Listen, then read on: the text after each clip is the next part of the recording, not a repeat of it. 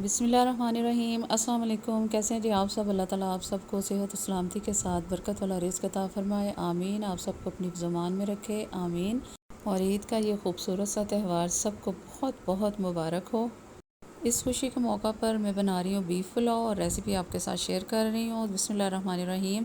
सबसे पहले 3 पाव गोश्त में लहसुन और खड़े मसाले डाल के यखनी तैयार कर लिया। अब बर्तन में 1 कप ऑयल डाल के एक बड़ा प्याज मैं फ्राई कर रही हूँ। गोल्डन ब्राउन हो जाएगा तो मैं इसमें बोटियाँ डाल दूँगी। अब यहाँ पे मैंने बोटियाँ डाल दी हैं जो कि पहले ही हम गला चुके हैं। इनको अच्छी तरह से इनकी भुनाई करेंगे। और यहाँ पर मैंने टमाटर के पेस्ट जो मैंने बना के फ्रीज़ किया हुआ था वो भी इसमें डाल दिया। अब थोड़ी देर के लिए इसके साथ मज़ीद भुनाई करेंगे।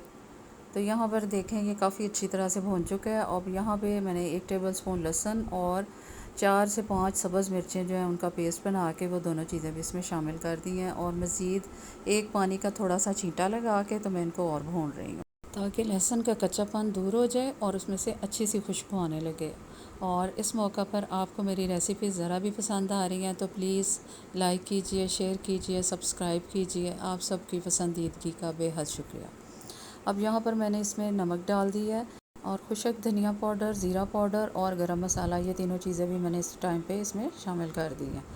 इसमें मैंने सुरख मिर्च का इस्तेमाल बिल्कुल नहीं किया, लेकिन इसके बावजूद देखें कितनी खूबसूरत रंगत माशाल्लाह से मसाले की बनी है। अब साथ इसके दही भी डाल दी है, आधी प्याली के करीब। अब दही के साथ इसको मज़ीद थोड़ा सा और भून लेंगे और माशाल्लाह से बहुत ही ज़बरदस्त खुशबू आ रही है। यहाँ पर मैंने जो आम चाय वाले कप होते हैं घर में, वो 5 कप चावल लिए हैं। वो उसके हिसाब से मैं इसमें 9 कप पानी डाल रही हूँ। जो मैंने यखनी तैयार करके रखी थी वो मैंने इसमें 9 कप यखनी शामिल कर दिया। और यखनी बहुत अच्छे से उबल रही है। अब इस पर आधा चम्मच मैंने काली मिर्च का पाउडर डाल दिया और इसके साथ पुदीने के थोड़े से पत्ते जो मैंने सेव किए थे वो भी मैंने इसमें डाल दिए हैं। देखें माशाल्लाह से अभी तक उनकी रंगत बहुत अच्छी है।